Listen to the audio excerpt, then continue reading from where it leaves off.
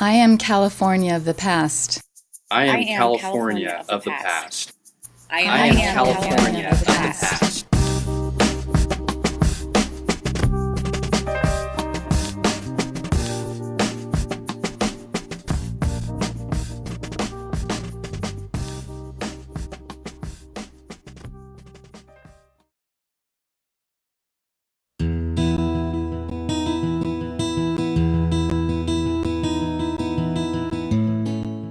See the USA in the Chevrolet. Well, I saw USA, but it wasn't in the Chevy. Thanks to the US government, I saw most of the western part of the United States. My name is Moss Fujii, and I'm 80, but I was only 12 when World War II started. And I was living in Tacoma, Washington, and the furthest I ever went from Tacoma was to Portland, about 150 miles away.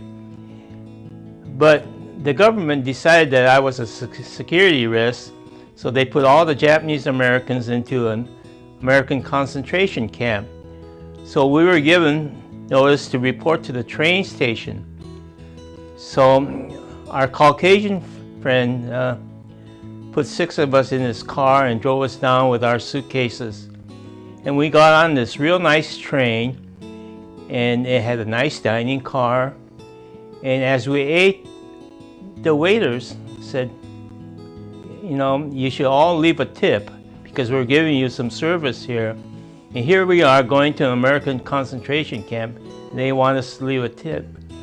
So the adults all dutifully just left a tip after each meal.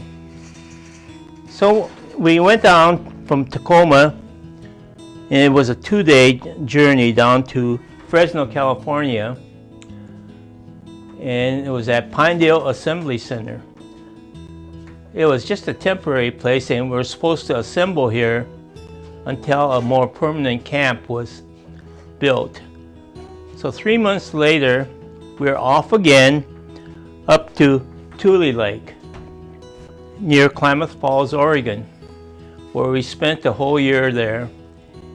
And then they decided to move some of us evacuees. We're not called prisoners of war, but we were called evacuees to Jerome, Arkansas Relocation Center, which is in Arkansas, way over a couple thousand miles away. And it was a 7-day journey. And now we're riding on these old trains with no lights. In that dark, it was pitch black, and there's very little water, so we didn't take a bath for a whole week. And we ate not in a dining car, but in a freight car with makeshift benches and tables facing the wall. So, but luckily, we saw a greater part of Western United States, and what really impressed me most was the Royal Gorge in Colorado. So we spent a year in Jerome, Arkansas, and then the government decided, look, there's spaces available in other camps, so let's close Jerome. So we packed up again, and off we went on the train to Heart Mountain, Wyoming. And on the way, we stopped in Kansas City. Before, on the train, when we were near the city, they would close the shades down so they couldn't see in or we couldn't see out. But for some unknown reason, they let us out at Kansas City at the train station so we could exercise our legs.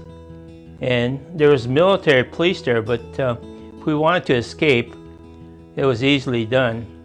But no one did. So we spent a year in Heart Mountain, Wyoming, and in August the war was over. Now the government wanted us to leave. Well, now, who are we to go? We lost all of our belongings except for the things we carried in our suitcase. And my parents, they had to walk away from their laundry unsold. So the government said, well, your dad could work out on the railroad, so there's housing also. So we went to Marshall outside of Spokane, and lo and behold, our housing was an old railroad car, and there was an outdoor privy and water pump. So we endured that for about 4 months, and then our friends from Oakland said, look, why don't you come to Oakland? You know, life is a little better. So back again, we got on the train, and from Marshall we went down through Portland and down to Oakland. And that's why we're here today. Thank you.